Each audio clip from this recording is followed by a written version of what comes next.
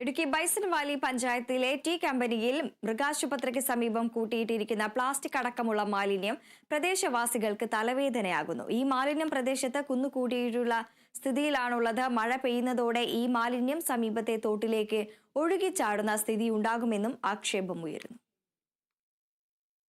Bison Valley പഞ്ചായത്തിലെ തീക്കമ്പനിയിൽ മൃഗാശുപത്രിക്ക് സമീപം ജനവാസ മേഖലയിൽ പാതയോരത്താണ് പഞ്ചായത്ത് വലിയ തോതിൽ പ്ലാസ്റ്റിക് അടക്കമുള്ള മാലിന്യം കൂട്ടിയിട്ടിട്ടുള്ളത്.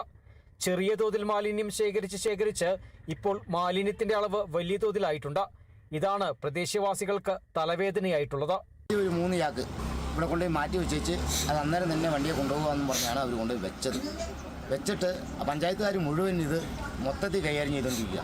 മെറ്റിൽ കൊണ്ട് ഇറക്കിയിട്ടുണ്ട്. ഇനി ഇതെല്ലാം കൂടി ചെയ്ത് ഇങ്ങോട്ട് ഇത് താഴത്തേക്ക് നാട്ടുകാർക്ക് ഇവിടെയുള്ള ഈ നാട്ടിലുള്ളവർക്ക് കുളിക്കാനും അലക്കാനും കുളിക്കാൻ പോകാനും എല്ലാത്തിനും സൗകര്യമായിട്ട് പഞ്ചായത്ത് തന്നെ ഇത് കെട്ടിത്തന്നതാണ്. അതൊരു 10-20 കൊല്ലത്തിന് മുമ്പാണെന്ന് എനിക്ക് തോന്നണേ.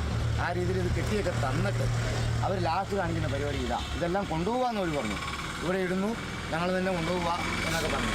ഇവിടെ ഇട്ട് കത്തിച്ചിട്ട് പിള്ളേർക്ക് കിടന്നുറങ്ങാൻ പറ്റുന്നില്ല. രാത്രിയും പകലും ആശുപത്രി ചോക്കാനേ നേരമുള്ളൂ. എന്നാ ചെയ്യേണ്ടേ? പരാതി കൊടുക്കേണ്ടതെല്ലാം കൊടുത്തു.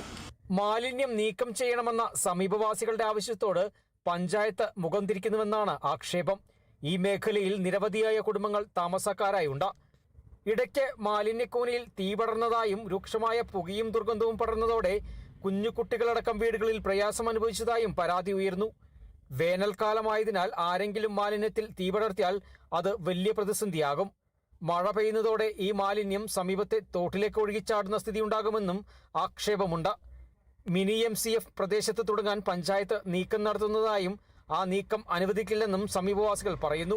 പ്രദേശത്ത് നിക്ഷേപിച്ചിട്ടുള്ള മാലിന്യം ജനവാസമില്ലാത്തിടത്തേക്ക് മാറ്റണമെന്നാണ് കുടുംബങ്ങളുടെ ആവശ്യം. Bineesh Antony, Kerala vision news, Idukki.